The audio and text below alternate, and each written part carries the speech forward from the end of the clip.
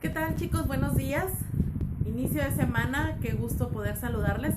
Bueno, pues hoy vamos a comenzar con nuestra tercera semana ya de clases. Ya está a la vuelta de la esquina el cierre del primer parcial, así que muchachos hay que ir adelantando, hay que ir trabajando en sus proyectos. Si tienen alguna duda, por favor, háganmelo saber para yo poder auxiliarles con muchísimo gusto e ir resolviendo las dudas o algo así que tengan, ¿no?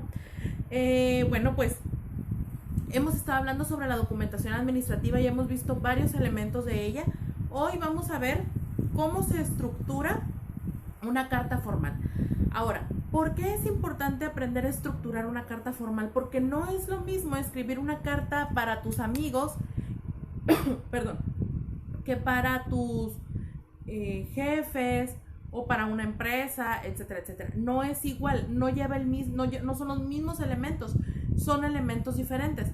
Entonces, obviamente, al tener elementos diferentes y que su uso son diferentes, pues necesita llevar una estructura adecuada que no, pues que no afecte al propósito que tú quieres realizar. Cada carta, dependiendo de su propósito, tiene una estructura definida, pero hoy vamos a ver a nivel general cuáles son sus elementos, que en algunos se les agrega alguna cosita, en otros, y conforme vayamos viendo las diferentes tipos de correspondencias, vamos a ir adecuando la información que le vamos a incluir. Ahora, también en esta semana vamos a ver cuáles son las medidas exactas para un documento formal.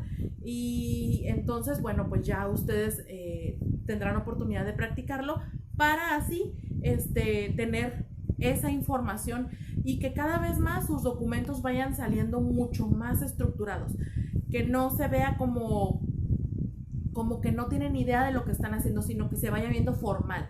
Recuerden que un documento que se prepara, que se produce bien, es un documento que llama mucho más la atención y también produce una reacción positiva en la persona que lo recibe, sobre todo si son temas delicados, ¿no? Siempre hay que cuidar mucho las formas y esto nos va a ayudar bastante. Muy bien, entonces el título de la clase son características en los diferentes tipos de documentos. Son características generales de los documentos formales. Entonces, pues los documentos formales son documentos que están dirigidos, como ya lo dije, a una institución, a una empresa. Son comunicados o resoluciones de cualquier situación. Entonces puede ser, este material va dedicado a una institución o persona a quien se dirige, persona a quien elabora el documento, el cuerpo del texto redactado en lenguaje formal, conciso, sin expresiones familiares ni coloquiales, una despedida o cierre, lugar y fecha y la firma, obviamente, ¿no? Entonces, en otro tipo de documentos como lo son las actas de nacimiento, las de matrimonio o las de defunción, las licencias o las identificaciones, pues obviamente se escriben los datos que marcan las leyes y los reglamentos que se aplican en ellas. Entonces, a la hora de estructurar el contenido de una carta formal, obviamente debemos enfocarnos en ciertos principios de calidad y normas de corrección, claridad, ortografía, orden, precisión, sencillez y cortesía. Estas cualidades del estilo también las vamos a ver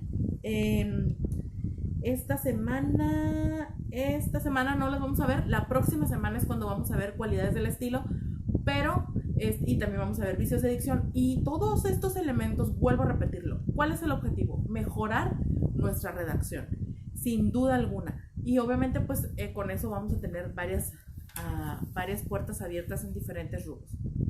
Entonces vamos a empezar a enumerar cuáles son los componentes de las cartas formales. Y bueno, en algunos casos, sobre todo en la época en la que las cartas se escribían a mano, pues aparecían al final otras partes como postdata o notas, que es el P.D. postdata. Eso significa, quiere decir, después de la carta hay una aclaración, hay como una pequeña acotación. A eso se refiere la postdata, y entonces eran utilizadas sobre todo pues para añadir información que se había olvidado incluir en el cuerpo de la carta. Entonces, para evitar el tachón, ponían el postdata y así ya se hacía esa nota al calce. Ahora no es necesaria la postdata porque con la computadora te vas al renglón donde te faltó la información y lo añades sin ningún problema, ¿no?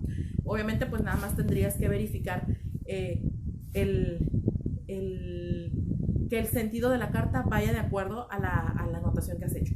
Entonces, lo primero que vamos a buscar va a ser el membrete. Y vamos a definir qué es el membrete. Bueno, pues el membrete incluye los datos del remitente, es decir, de la persona que envía la carta en la parte superior izquierda.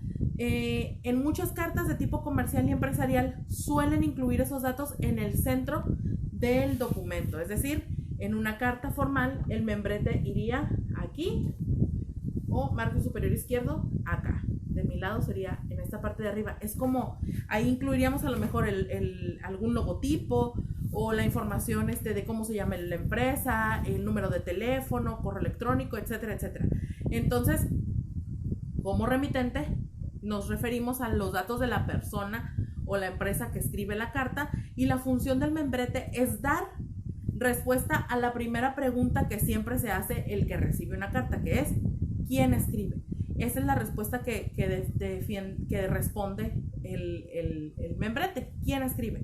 Y entonces por eso el membrete del remitente debe de incluir pues el nombre de la empresa, debe incluir la persona, su dirección, su número de teléfono, celular, correo electrónico, página web, toda su información de contacto va ahí. Es muy importante porque sin ella, pues imagínate, recibes una carta y no sabes de quién es, pues entonces sí corremos peligro, sobre todo en cuestiones de seguridad. Ok, entonces vamos a pasar al siguiente video para ver los siguientes componentes de las cartas.